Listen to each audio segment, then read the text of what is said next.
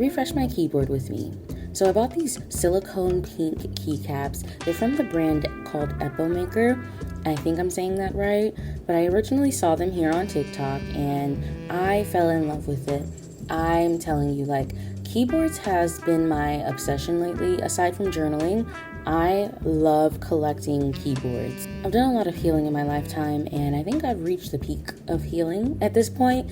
And once you become so in touch with your feminine energy, you just kind of want to dive into the color pink. It's such a healing color, and I absolutely love it. It represents softness and femininity, and that's something I really want to embrace.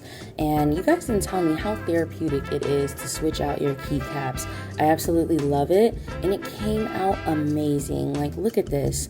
Gorgina. Now let's get into some typing ASMR.